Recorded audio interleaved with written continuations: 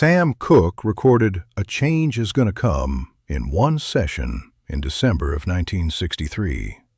He told almost no one what he was doing. He did not want the label involved before the song was finished. He did not want to explain it in advance.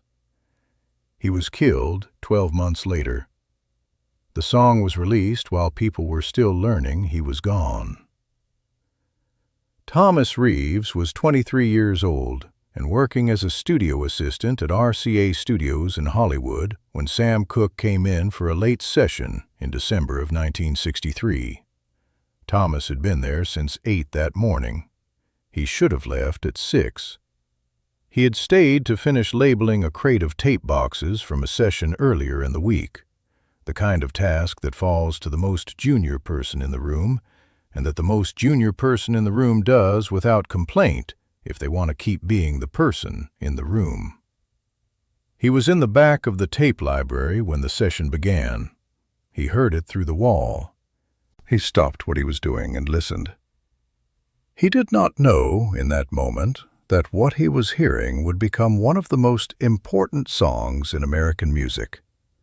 He only knew that what was coming through the wall was unlike anything he had heard in 2 years of working in that building. Samuel Cooke was born on January 22, 1931, in Clarksdale, Mississippi, the 5th of 8 children of a Baptist minister. He grew up in Chicago, where his father moved the family when Sam was still young, and he sang in the church from childhood in the specific way that the children of ministers sometimes do. Not as a choice, but as a condition of the household, an assumption as ordinary as dinner.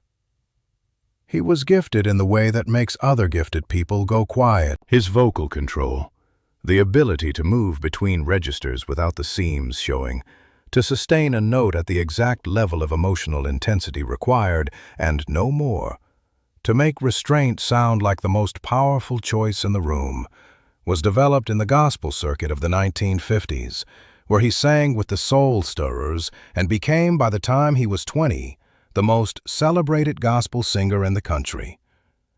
He crossed over to secular music in 1957 with You Send Me, a move that cost him credibility in the gospel world and earned him something larger in the popular one.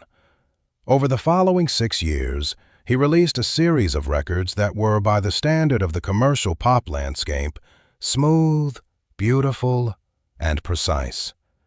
Chain Gang, Wonderful World, Twistin' the Night Away, Another Saturday Night.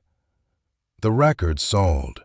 The records were beloved. The records were, by a certain measure, exactly what the market wanted from a black artist in that moment.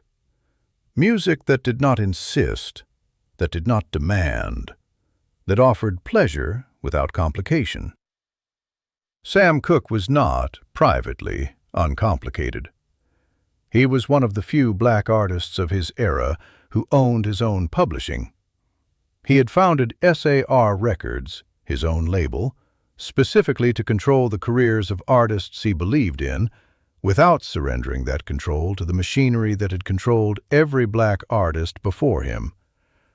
He was building something, a business, an infrastructure, a model for what a black musician could own. At the same time, he was making hit records and performing at the Copacabana and crossing into audiences that the music industry had not previously imagined would follow a black soul singer. In October of 1963, Cooke and his entourage were turned away from a whites-only Holiday Inn in Shreveport, Louisiana. He had a reservation. He had the confirmation. He was turned away anyway. He was arrested when he and his group refused to leave. He spent a night in a cell. He had been listening to Bob Dylan's Blowin' in the Wind for months. He had heard it performed by Peter, Paul, and Mary. He had felt something specific listening to it, something that he described to people close to him as a kind of challenge. A white folk singer from Minnesota was writing more directly about what was happening to black Americans than Sam Cooke was. That was not a comfortable thing to sit with. He began writing A Change Is Gonna Come in the weeks after Shreveport. He worked on it the way he worked on the things that mattered to him most, carefully, privately, without the pressure of a deadline or a label expectation. He was not writing a hit. He was writing something that he needed to say and that he needed to say correctly, which required more time than hits usually allowed. He recorded it at RCA Studios in Hollywood on December 21st, 1963. The arrangement, strings, a large orchestral ensemble, was constructed around the specificity of what Cooke was doing with the vocal, moving between vulnerability and conviction, between the personal and the historical, between a man telling his own story and a man telling everyone's. Thomas was in the tape library when the session began. He heard the strings start through the wall and thought, "Something is being recorded in Studio A." He kept labeling his boxes. He was used to sessions starting. Then the voice came in. He put down what he was holding. He sat on a stool in the tape library and listened to a wall for the next 20 minutes. He could not hear every word. He could hear enough. He could hear that what was happening in that studio was different from the other things that happened in that studio. Not in any technical sense, not in any way he could explain to his supervisor if his supervisor asked why he was sitting on a stool instead of labeling boxes. Different in the way that certain things are different. You know it immediately without being able to say why, and the knowing is so total that it stops you. The session ended around midnight.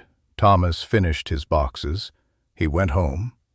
He told his roommate he had heard something at work.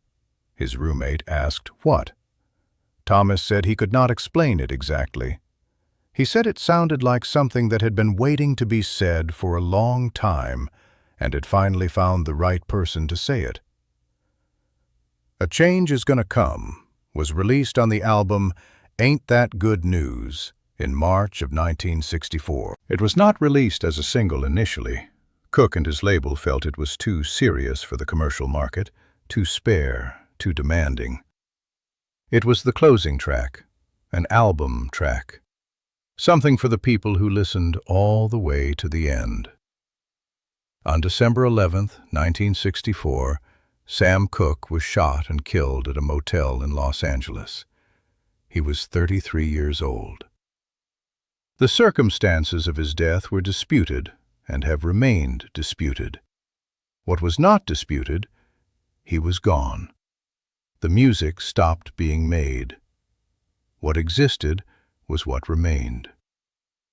RCA released A Change Is Gonna Come as a single in December of 1964, in the weeks following his death. It entered a world that was already in the process of understanding what had been lost, and it became, in that specific context, arriving at that specific moment, something that no one had quite anticipated, an anthem. A statement that felt, coming from a dead man, like a prophecy. Thomas heard it on the radio driving to work. He pulled over. He sat on the side of the road. He had known what was in that song before the world did. He had sat in a tape library and listened to it through a wall and understood, without being able to say why, that it was something he would not hear again. He was right. He worked in music for 32 more years, producing, engineering, doing the work that kept studios running. He heard extraordinary things in those 32 years. He heard voices that made rooms go quiet. He heard sessions that became records that became part of the permanent fabric of what American music is.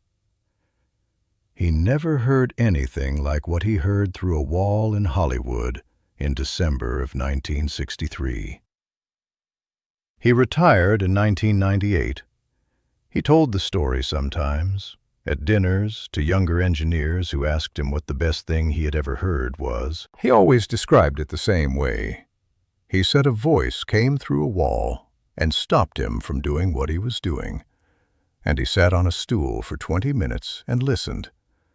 And when he drove home, he told his roommate he had heard something he could not explain. And he was still not able to explain it 50 years later in any way that seemed adequate to the thing itself.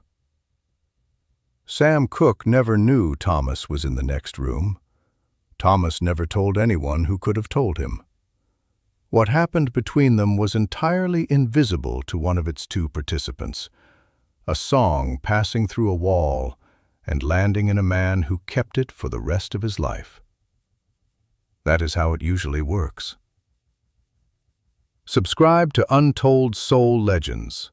Every week we find the moments behind the music that changed everything. The comment section is open. Tell us which Soul Legends story you want to hear next. If this one stayed with you, share it with someone who needed to hear it today.